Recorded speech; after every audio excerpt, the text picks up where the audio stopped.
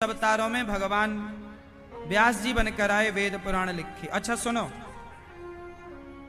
आप यदि कहते हो कि वेद पुराण पंडितों ने बनाए, तो बताओ वेद पुराण कितने वैज्ञानिक हैं। जो आज के लाखों साल पहले कहा गया वेद पुराणों में आज बिल्कुल हूबहू सत्य है।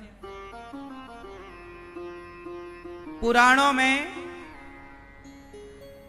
राम सेतु का उल्लेख है या नहीं?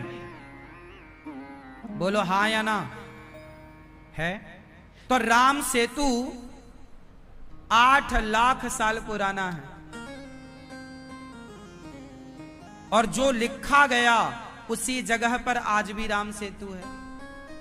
पुराण में लिखा गया था कि भगवान कृष्ण की द्वारिका पानी में डूब जाएगी।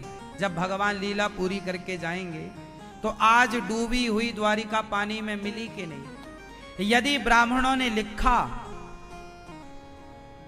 कुछ लोग कहते हैं राम जी काल्पनिक हैं, कृष्ण जी काल्पनिक हैं। अच्छा बताओ, यदि काल्पनिक होते तो उनके होने के आज प्रमाण कैसे मिलते? द्वारिका पानी में कैसे मिली? राम सेतु कैसे मिला? अवशेष कैसे मिला? बोलो। तो ये जो कहने वाले हैं ये केवल समाज को भ्रमित कर रहे हैं। पंडितों ने कुछ नहीं लिखा, पंडितों ने तो केवल लिखा लिखाए का सही अर्थ समाज को पहुंचाया है, दिया ये ज्ञान। इसलिए आज भारत में सबसे कम जनसंख्या किसकी है? भारत में सबसे कम जनसंख्या किसकी है? ब्राह्मणों की। सबसे कम आबादी ब्राह्मणों की है। 2-4 गांव में एक ब्राह्मण मिलता है। सबसे ज्यादा आबादी किसकी है आप सबको पता है? सबसे कम आबादी वाला ब्राह्मण। और ब्राह्मण आपने सदा से देखा होगा, पंडित जी गांव के पूरे गांव में भीख मांगते थे। गांव में पंडित जी हुआ करते थे तो वो पूरे गांव में क्या करते थे?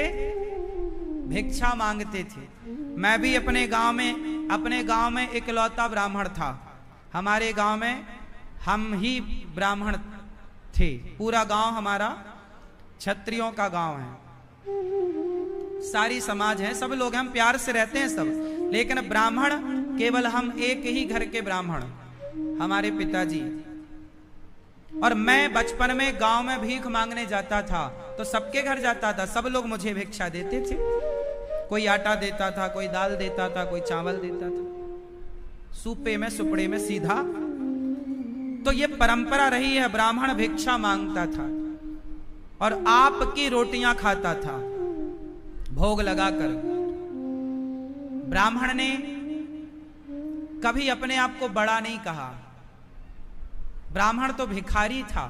आपने जब भी कहानियां सुनी होंगी तो कहानियों में यह जरूर सुना होगा, एक गरीब ब्राह्मण था, एक अमीर ब्राह्मण था। यह कहानी कभी ना सुनी होगी आपने। ब्राह्मण सदा कैसा रहा है? बोलो जोर से। अच्छा बताओ, गरीब कौन होता है, ईमानदार या बेईमान? बोलो। ब्राह्मण सदा से गरीब क्यों रहा?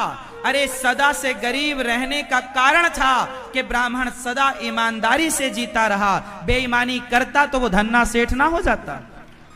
इसका मतलब ये बिल्कुल नहीं है कि जो धन्ना सेठ है वो बेईमान है, इसका ये अर्थ ना मान लेना आप। लेकिन ब्राह्मण भीख मांग कर ही खुश था। ब्राह्मण तो भीख मांगकर खुश था। चोरी करनी होती ब्राह्मण को तो चोरी ना कर लेता, चोरी नहीं करता ब्राह्मण, भीख मांगता है। और वो ब्राह्मण जो भीख मांगकर आपके रोटियों को खाकर रहा इस देश में, आज उस ब्राह्मण को लोग पानी पी पी कर गालियां दे रहे हैं। क्या बिगाड़ा ब्राह्मणों ने? अरे ब्राह्मणों ने हर समय चेताया, चाणक्य ने चेताया था नंद को, मान जा, आक्रांता घुस गए हैं इस देश में, खड़ा हो जा। चाणक्य ने केवल जगाया है, हाँ या ना? कितने ब्राह्मणों का इतिहास उठा लो, इस देश के लिए सबसे पहला फांसी के तख्ते पर चढ़ने वाला कौन था? वो मंगल पांडे ब्राह्मण था, जो फांसी के फंदे को चूमकर वतन के लिए शहीद हो गया। वो ब्राह्मण था। ये ब्राह्मण तो भीख मांगकर खुश था, लेकिन आज की समाज ने, आज के कुछ लोगों ने ब्राह्मण को भीख देना बंद कर दिया। आज हम आपके घर भिक्षा मांगने आए ना, तो आप क्या कहोगे? पंडित जी कमा के खा नहीं सकते क्या? हट्टे कट्टे हो, कमा के खाओ। जब समाज ने भीख देना बंद कर दिया, तो फिर ब्राह्मणों को लगा कि भाई परिवार तो पालना है, भाई परिवार तो ब्राह्मण का भी है। तब फिर ब्राह्मणों को जब समाज ने कहा कि कमा के खा नहीं सकते, लोग भीख देना बंद कर दिए, तब ब्राह्मणों ने काम करना स्टार्ट किया। वरना पहले, आज के 100 साल पहले ब्राह्मणों का काम क्या था? चलो बताओ, आज के 100 साल पहले ब्राह्मणों का काम क्या था? भारत देश में क्या काम था?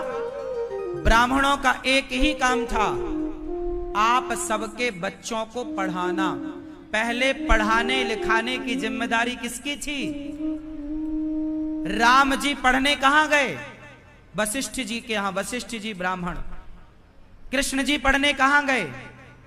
सांदीपनी गुरु जी उज्जैन, सांदीपनी जी ब्राह्मण, गृहस्थ ब्राह्मण, पत्नी वाले हैं दोनों।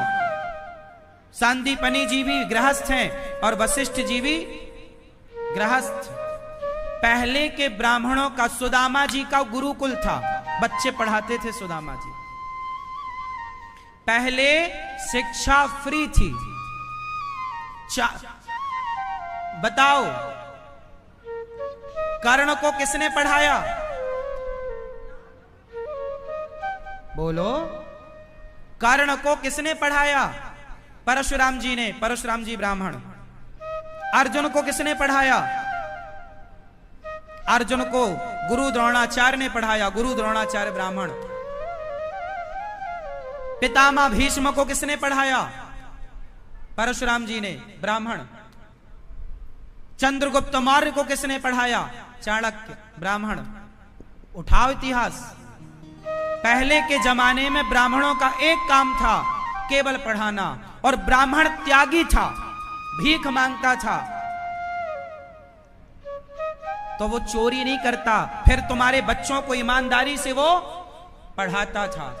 और आजकल जो पढ़ा रहे हैं, शराब पी पी कर, आज स्कूलों में जो जितने टीचर हैं, अधिकाधिक, सब नहीं, अधिकाधिक शराबी, शराब पीकर वो स्कूल चला रहे हैं।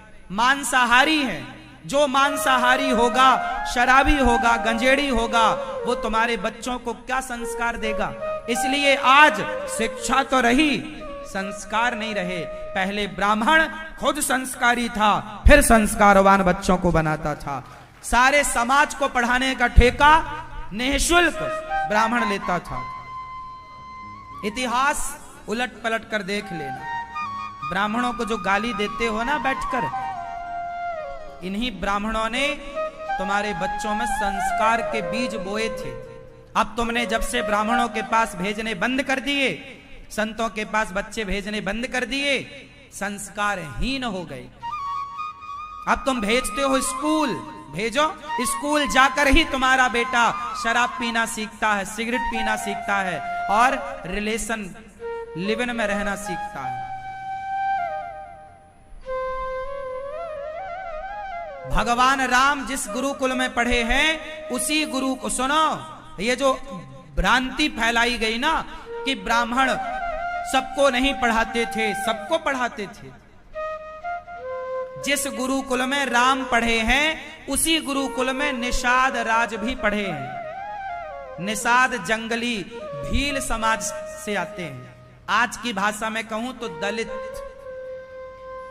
जिस स्कूल में, जिस गुरुकुल में दलित निषाद राज जी पढ़े हैं, उसी गुरुकुल में राम पढ़े हैं। और दोनों को पढ़ाने वाले वशिष्ठ जी। हाँ या ना? पढ़े? अच्छा सुनो, श्री कृष्ण कौन थे? यादव थे, सुदामा जी ब्राह्मण थे, दोनों एक साथ पढ़े हैं कि नहीं? यदि ब्राह्मणों को ही पढ़ने का अधिकार था तो श्री कृष्ण तो ब्राह्मण नहीं थे, फिर क्यों पढ़ाया संदीपनी जी ने? इसका मतलब पहले भी सबको पढ़ने का अधिकार था। ये भ्रांति आपको फैलाई गई कि पहले सबको नहीं पढ़ाया गया, आपको ये भ्रांति फैलाई गई। ब्राह्मण थे और कृष्ण यादव हैं, यदुवंशी हैं, तो फिर यादव और ब्राह्मण एक साथ पढ़े ना, तो कहां भेद था ये बताओ? फिर ये भेद का जहर डालकर हम भारतीयों की एकता को बिगाड़ने का काम है या नहीं? हमारे यहां ब्राह्मण हो, चाहे क्षत्रिय हो, चाहे वैश्य हो, चाहे शूद्र हो, हम सदा से चारों भाई भाई की तरह रहा करते हैं। ये जातवाद का जहर नेताओं ने घोला है, अंग्रेजों ने घोला है, मुगलों ने घोला है, वरना ये कोई जहर हमारे देश में नहीं था। बात समझ में आ रही है कि नहीं? तो ब्राह्मणों को प्रथम प्रणाम तुलसीदास जी ने किया। अच्छा ये बताओ,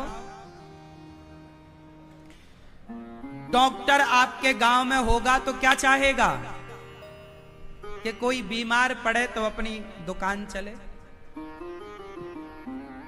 एडवोकेट यदि आपके पास होगा तो क्या चाहेगा? किसी का केस बिगड़े तो हम अपनी दुकान चलाएं। हाँ या ना? डॉक्टर चाहेगा कि आप बीमार पड़े, एडवोकेट चाहेगा कि आपका केस बिगड़े, पर पंडित चाहेगा कि आपके घर कोई उत्सव हो तो हमें बुलाया जाए पूजा के लिए। आपके घर में क्या हो? आपकी बेटी का ब्याह हो, आपके बेटे का ब्याह हो, आपके घर में बच्चे जन्म लें तो पंडित जी को बुलाओगे। तो पंडित जी तो भगवान से रोज कहता है, हे भगवान हमारे यजमान के यहां बच्चा होएगा तो अपने को भी 1100 का लिफाफा मिल जाएगा। ब्राह्मण ही एक ऐसा रहा है जो सदा समाज के लिए भला सोचता चला आया है। ब्राह्मण के लिए बुरा सोचने का कोई उद्देश्य बनता ही नहीं। देख लो आप, ब्राह्मण अपने यजमान के लिए क्या सोचेगा? बोलो भला कि मेरे यजमान की बेटी का जल्दी ब्याह हो, मेरे यजमान के बहू के जल्दी बेटा हो जाए, ताकि सब बढ़िया। और क्या वो चाहेगा कि सत्यनारायण भगवान की कथा कराओ, चलो। वो ये चाहेगा तुम्हारे घर में हवन हो, कीर्तन हो, भगवान नाम हो। उसका आपसे क्या नुकसान चाहेगा? वो आपका क्या बुरा चाहेगा? बोलो, क्या बुरा चाहता है वो?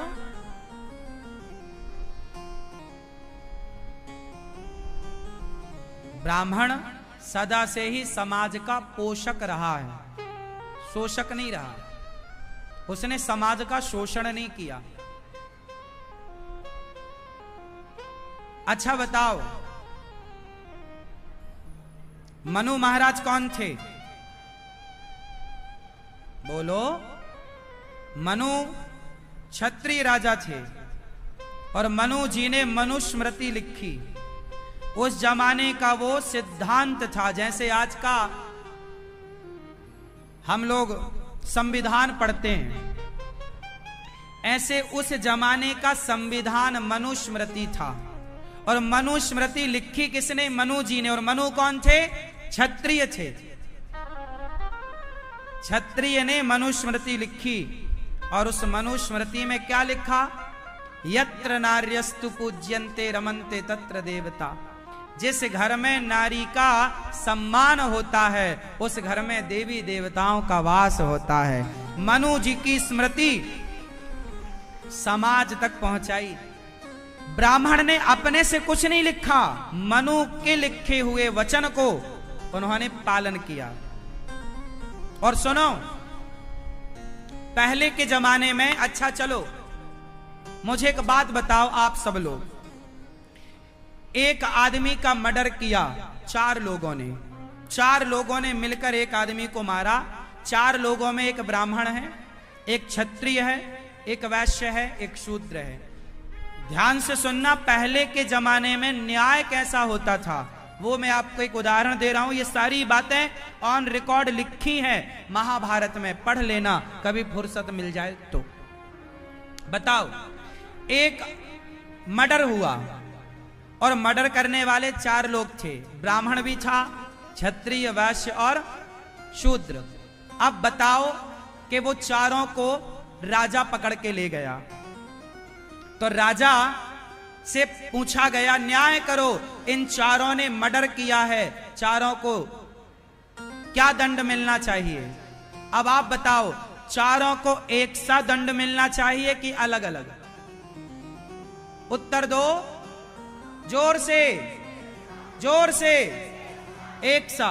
आज का कानून एक सा दंड देता और आप लोग भी कह रहे हैं एक सा, परंतु सुनो, उस जमाने में एक सा दंड नहीं था।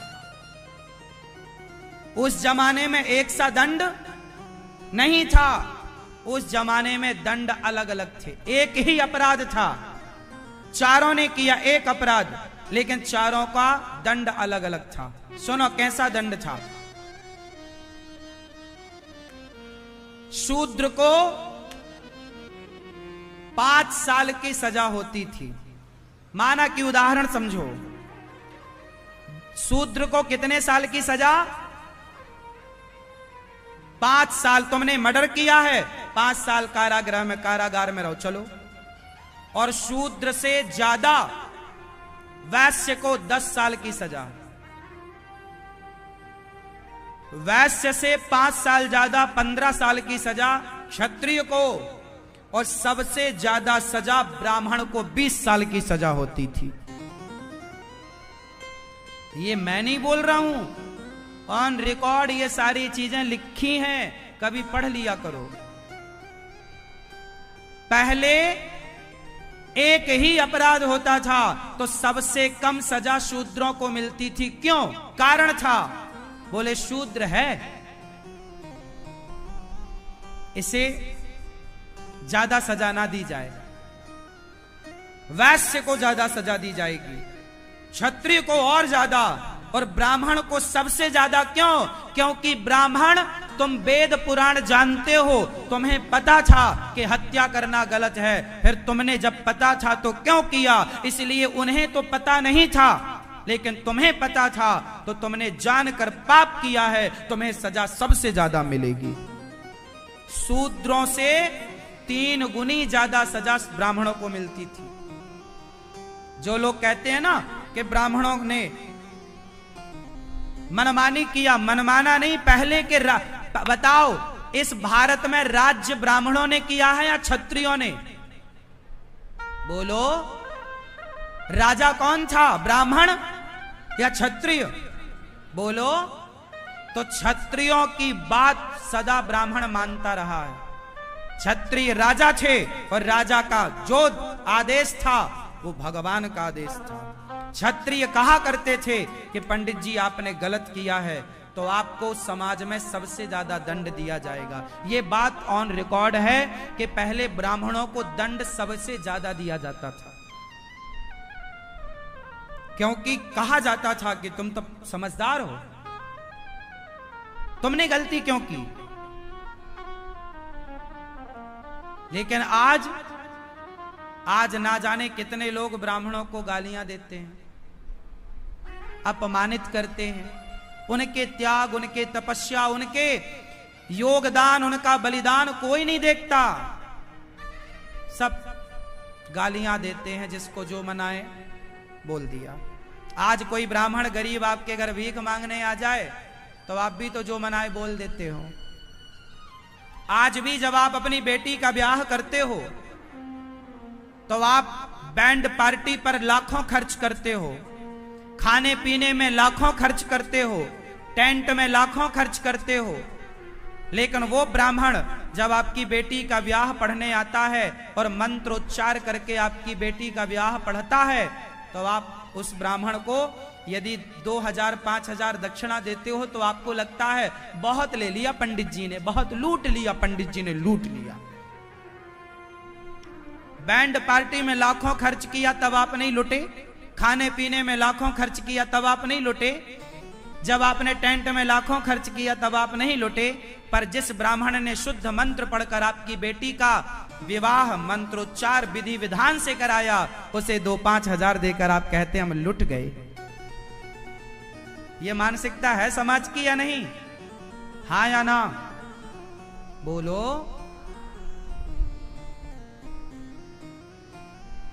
ये मानसिकता है। भाई ब्राह्मणों का काम है वेद पढ़ना, वेद पढ़ाना। यदि ब्राह्मण पढ़ेगा नहीं वेद पुराण, तो फिर तुम्हारा जो तुम्हारे पिताजी के मरने पर जो शमशान में क्रिया होती है पिंडदान की, वो पिंडदान की क्रिया कौन कराएगा? और शास्त्र कहते हैं कि बिना क्रिया के व्यक्ति की सदगति नहीं होती। जब राम जी के पिता की मृत्यु हुई दशरथ जी की, तब राम के पिता का श्राद्ध हुआ और पिंडदान हुआ। हाँ या ना? ये श्राद्ध, ये पिंडदान कोई आज की बातें थोड़ी हैं। अरे पिंडदान तो ब्राह्मण भी करता है अपने बाप का, केवल तुम ही करते हो ऐसा नहीं। मेरे पिताजी भी मेरे दादाजी का पिंडदान आज भी करते हैं। तो ये परंपरा सबके लिए है, चाहे तुम ब्राह्मण हो, क्षत्रिय हो, वैश्य हो, शूद्र हो। जब 5 पांडव गया जी गए तो कुंती बुआ ने बोला ना कि कर्ण धर्मराज एक पिंडदान कर्ण के नाम का दे। तब वहां पता चला कि कर्ण हमारे बड़े भैया थे। मतलब ये पिंडदान, ये परंपरा कोई आज की है क्या? तो ये पर अच्छा ये बताओ, कोई डॉक्टरी पढ़ेगा तब ना सुई लगाएगा। अब डॉक्टरी उसने पढ़ाई करी नहीं, उसी तरह पंडिताई जो करेगा तो पंडिताई पढ़ेगा, वेद पुराण पढ़ेगा, तब ना विधि विधान से कराएगा। और जब विधि विधान से कार्य होगा तो आपको उसका फल मिलेगा। आजकल आप लोग विधि विधान कराते ही नहीं। पंडित जी से बोलते हो जल्दी शादी कराओ, जल्दी जल्दी शादी होती है क्या यार? शादी में अपना टाइम तो लगता ही है। द्वार चार होगा, भांवर होगी पूरा। अब आपने फोटो खिंचाने में 4 घंटा लेती हो, ऐसे ऐसे ऐसे ऐसे ऐसे ऐसे फोटो ऐसे 17 प्रकार की, उसमें 4 घंटा गया। और पंडित जी मंत्र पढ़े तो तुम उंगली करते हो जल्दी पढ़ो। अरे भाई उस मंत्र के बल पर ही सब काम होना है। अयोध्या जी में राम मंदिर बना, वो रामलला तब तक रामलला नहीं थे जब तक प्राण प्रतिष्ठा नहीं हुई। एक विधान है, मूर्ति होती है, पर जब प्राण प्रतिष्ठा हो जाती है तो वह मूर्ति भगवान के अंश में मानी जाती है। उसी तरह विवाह जब मंडप गढ़ता है और मंडप के नीचे लड़का लड़की दुल्हा दुल्हन के लिए वो मंत्रोच्चार होते हैं, तो वो पति पत्नी बनते हैं। क्या बनते हैं? लड़का लड़की से क्या हो गए? वो पति और पत्नी। आजकल तो कोर्ट जज साहब शादी करा दे। अब जज न्याय करने बैठे हो कि शादी कराने? सब तुम ही करा लोगे तो पंडित जी क्या कराएंगे? तुम ही सब कर लो।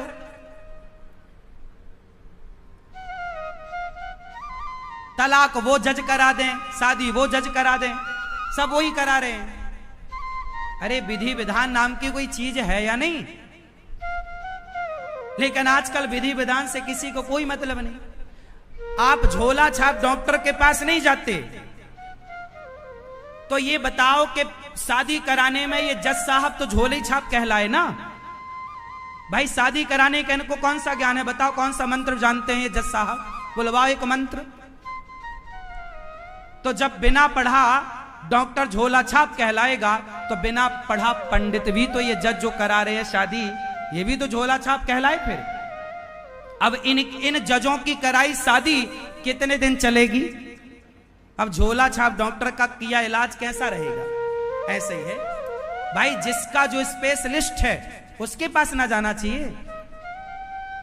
शादी ब्याह कौन कराएगा? शादी का पहले मुहूर्त निकाला जाता है, ब्राह्मण बताता है इस महीने की इस तिथि को आपकी बेटी का ब्याह इस नाम के लड़के से सही बैठ रहा है। हाँ या ना? पंडित जी विवाह बिठाएंगे, उसके बाद वो तारीख मुहूर्त निकालेंगे कि शादी का मुहूर्त है या नहीं है। ये जज साहब तो बिना मुहूर्त की करा देते हैं। अब मुझे बताओ, ये जज साहब न्याय करने बैठे हैं कि शादी कराने? शादी कौन कराएगा साहब? ये शादी ब्याह कराने का कार्य किसका है ये बताओ। चलो आप, ब्राह्मण का है कि जज का है? जोर से। तो आज जज काहे करा रहे हैं? सब मनमाना है। और गलती किसकी है?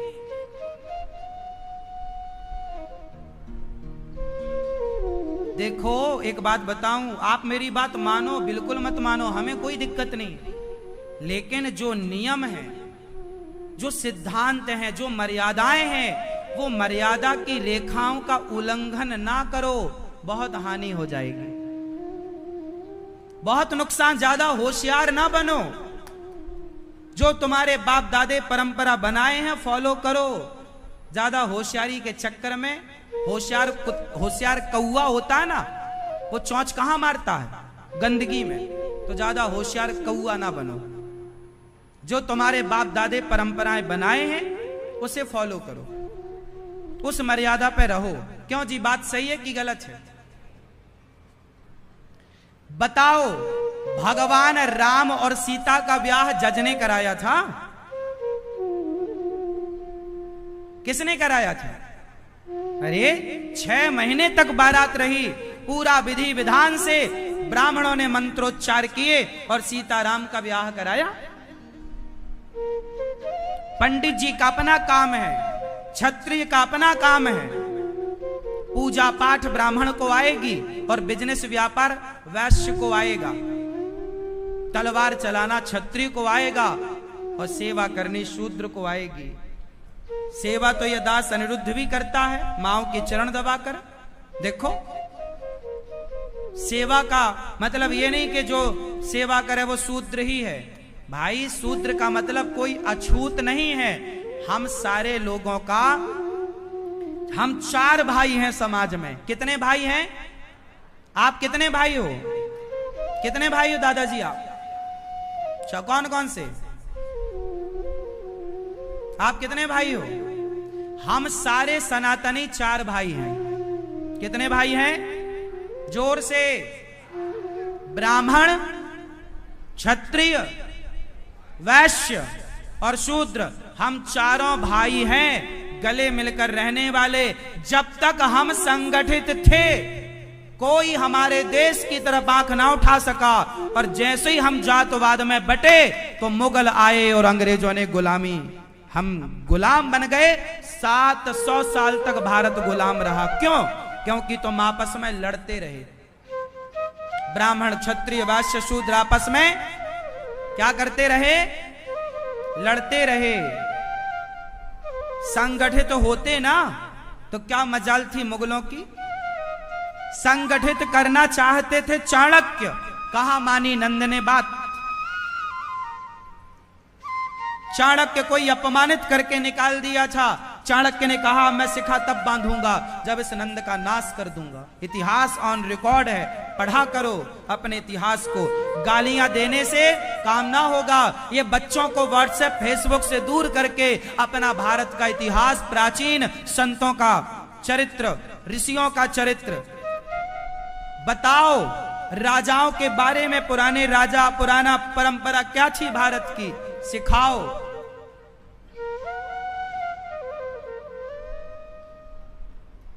ब्राह्मण समाज के लिए शुभ चिंतक रहा है। गुरु नानक देव जी कौन है? बोलो, गुरु नानक देव जी कौन है? गूगल में देख लो। गुरु नानक देव जी हमारे सिख भाइयों के भगवान हैं और वो ब्राह्मण हैं। गुरु नानक देव जी कौन है? कौन है? ब्राह्मण है। देख लो, इतिहास ऑन रिकॉर्ड है, कोई छिपी, कोई मैंने थोड़ी लिख दी सब चीजें। ब्राह्मण समाज का शुभ चिंतक रहा है। ब्राह्मण वेद पढ़ाना भी सिखाता है, माला जपना भी सिखाता। वही ब्राह्मण अर्जुन को धनुष चलाना किसने सिखाया, जरा बताओ, बोलो। ब्राह्मण ने। कर्ण को धनुष चलाना किसने सिखाया, ब्राह्मण ने। ब्राह्मण माला भी जपना सिखाता है, और जरूरत पड़ जाए देश के लिए तो माला भी और भाला भी चलाना सिखाता है। यह ब्राह्मण का काम रहा है। पहले के ब्राह्मण केवल पढ़ाने में रहे, और पहले क्या पढ़ाया जाता था, झांसी की रानी को तलवार चलाना किसने सिखाई, उनके नाना जी ने। नाना जी को किसने सिखाया, जाके देखिए इतिहास। सब राजाओं के यहां पहले राजगुरु हुआ करते थे। क्या हुआ करते थे, बोलो, राजगुरु। और वो राजगुरु का काम था कि राजाओं के बच्चों को पढ़ाना लिखाना, तलवार चलाना पढ़ाते थे। जब तलवार की जरूरत थी तो ब्राह्मणों ने पूरे देश को तलवार, और ब्राह्मण ने सबको पढ़ाया, चाहे ब्राह्मण हो, क्षत्रिय हो, वैश्य हो, शूद्र, सबको पढ़ाया।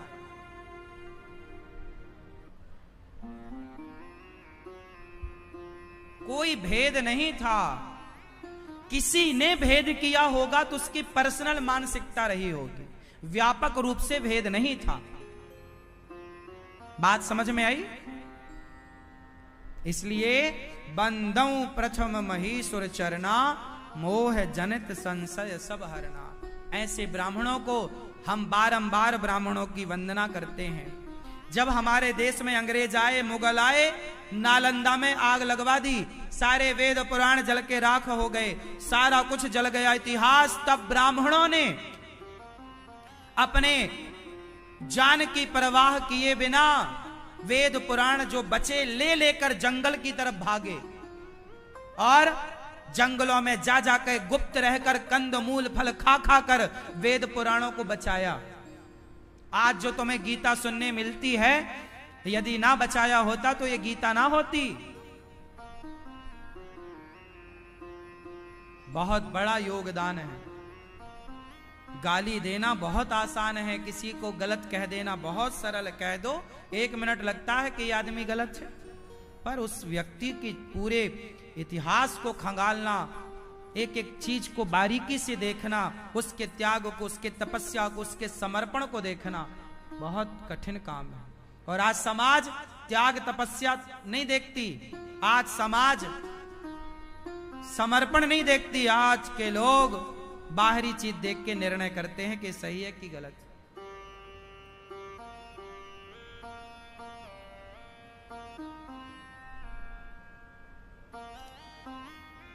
वाल्मीकि नारद घट जोनी, निज निज मुखनि कही निज होनी। जलचर थलचर नभचर नाना, जे जड़ चेतन जीव जहाना। बिनु सतसंग विवेक न होई, और राम कृपा बिनु सुलभ ना सोई। बिनु सतसंग विवेक न होई। आज भी देखो, हमारे भारत में गुरु परंपरा थी ना, गुरुकुल परंपरा मुगलों ने नष्ट कर दी। ये दास अनिरुद्ध ने उसी गुरु परंपरा को, गुरुकुल की परंपरा को पुनर्जीवित करने का प्रयास किया। और आज मुझे खुशी इस बात की है कि गौरी गोपाल गुरुकुल में 125 से अधिक बच्चे पढ़ करके वेद पुराणों की शिक्षा निःशुल्क ग्रहण कर रहे हैं। हम केवल कहा नहीं करते, कहते नहीं, जो करते हैं वही कहते हैं। गौरी गोपाल गुरुकुल चल रहा है, बच्चे पढ़ रहे हैं। वही परंपरा, जो गुरुकुल परंपरा सतयुग त्रेता द्वापर में थी, वही परंपरा। वैसा तो नहीं है, पर जैसा है वैसा तो है ही। आज की युग के हिसाब से जैसा है। आप ये देख रहे हैं टीवी पर, ये बच्चों की पहली 1 क्लास है, अभी ऐसी 2 क्लास और हैं। 125 से अधिक बच्चे हैं, और मैं कह रहा हूं कि 125 से अधिक बच्चे हैं तो आप जाकर गिन सकते हो, आपको 125 से अधिक ही मिलेंगे। ऐसा नहीं कि हम रखें 4 बच्चे और बताएं 100, नहीं। जितने हैं उतनी बता रहे हैं आप। यहां गौरी गोपाल गुरुकुल चलता है, बच्चे पढ़ते हैं निःशुल्क। क्या पढ़ते हैं? वेद पुराण, भारतीय दर्शन, जो पढ़ना चाहिए वो पढ़ते हैं। तो यहां बिनु सत्संग गोस्वामी जी लिख रहे हैं, बिनु सत्संग विवेक न होई, 60 सुध रही सत्संगति पाई।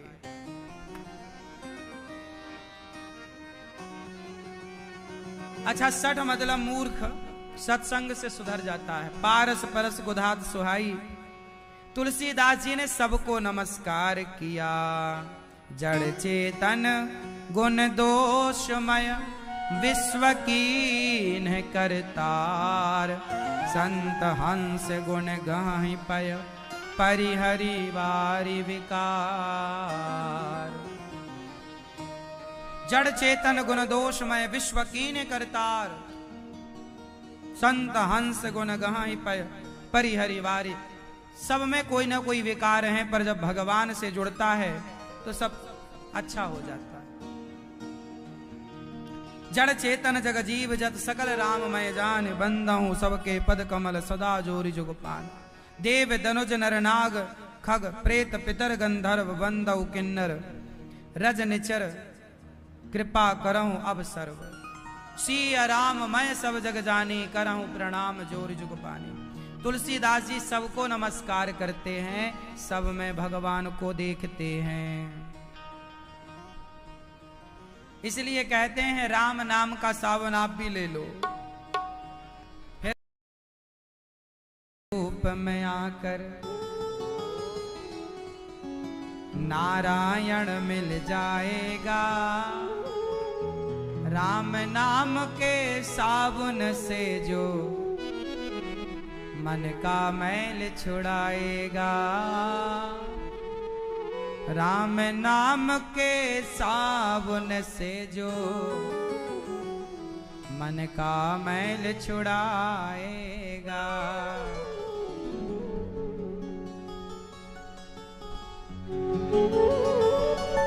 तो राम नाम के साबुन से जो मन का मैल छुड़ाएगा, निर्मल मन के दर्पण में वह राम का दर्शन पाएगा।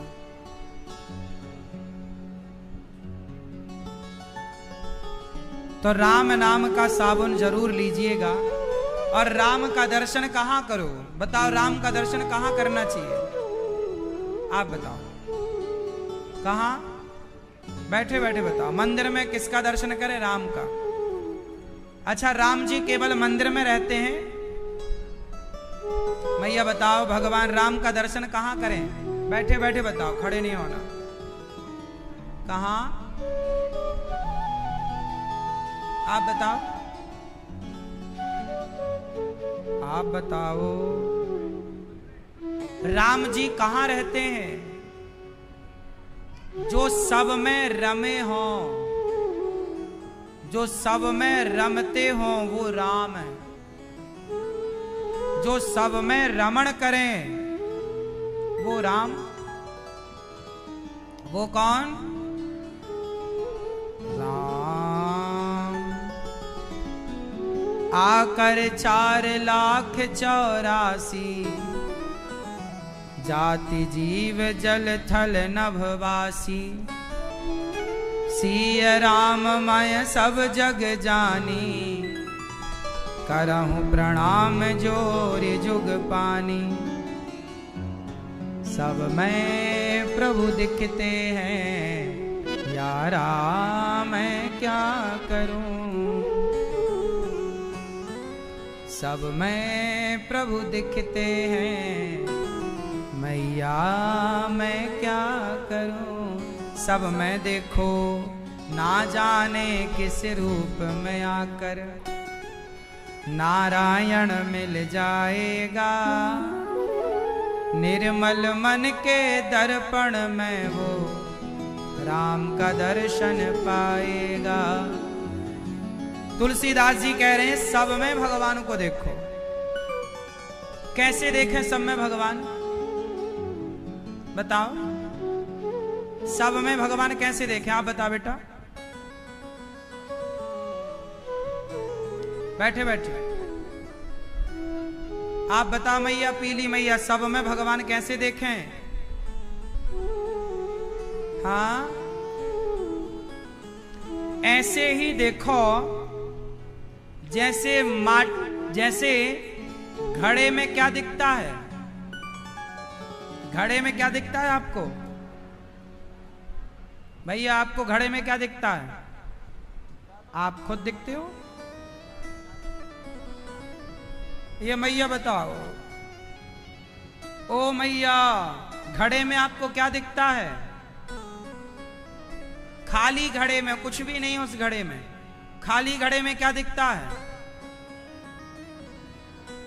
अरे घड़े में मिट्टी ही तो दिख रही है। माटी के सिवा क्या होता है घड़े में? खाली घड़े में माटी के सिवा क्या है? जैसे माटी के सिवा घड़े में कुछ भी नहीं है, ऐसे संसार में राम के सिवा कुछ भी नहीं है। संसार में राम ऐसे ही समाये हैं जैसे घड़े में माटी समाई है। इस तरह से घड़े में माटी समाई है कि आपको घड़ा तो दिखता है पर घड़े में माटी। आप कहते हो कुम्हार भाई से, भाई जरा घड़ा देना, आप ये नहीं कहते कि माटी देना, जबकि है माटी। बताओ घड़े में माटी के सिवा क्या है? एक आकार है घड़े का, माटी ने एक आकार लिया है, उस आकार को आप पूछते हो, है माटी। उसी तरह आपका ये जो आकार है पुरुष का, स्त्री का, इस आकार में है राम ही समाये, पर व्यवहार में कहना होता ये स्त्री है, ये पुरुष है। बताओ, ये घड़ा है, ये कुल्हड़ है, ये सकोरा है, ये दिया है, पर मूल में सब में क्या है? क्या है? माटी है। उसी तरह ये स्त्री है, ये पुरुष है, ये कुत्ता है, ये बिल्ली है, कहने में सब अलग अलग है पर सब में वही राम समाये हैं। सिय राम मैं सब जग जानी, करहूं प्रणाम जोर जुग पानी। मंगल भवन अमंगल हारी, द्रवहु सुदशरथ अजिर बिहारी। मंगल भवन अमंगल हारी, उमा सहित जेहि जपत पुरारी। ऐसे भगवान जो मंगल, तुलसीदास जी सबकी वंदना करते हैं। वाल्मीकि जी के चरणों की वंदना, हनुमान जी की वंदना, दशरथ जी की वंदना, कौशल्या मैया की वंदना। गिरा अरत जल बीच सम कहियत भिन्न न भिन्न, बंदऊ सीताराम पद, बंदऊ सीताराम पद, जिनहि परम प्रिय खिन्न। राम को प्रणाम, सीता मैया को प्रणाम कर रहे हैं। तुलसीदास जी कहते हैं राम नाम का दीपक रख लो। कहाँ रखें? अच्छा आप लोग ऐसी जगह बताओ कि दीपक ऐसी कौन सी जगह रखें कि घर के बाहर भी प्रकाश हो और अंदर भी, अंदर भी प्रकाश चाहते हो और बाहर भी, तो दिया कहाँ रखें? बोलो भैया, ओ मोबाइल चलाने वाले भैया, ऐसी कौन सी जगह है, कौन सी जगह दीपक रखें कि अंदर भी प्रकाश हो और बाहर भी? कहाँ? हाँ कहाँ? कहाँ दादाजी बताओ, कहाँ कहाँ रखें भैया? देहरी में। देहली जानते हो क्या होती है?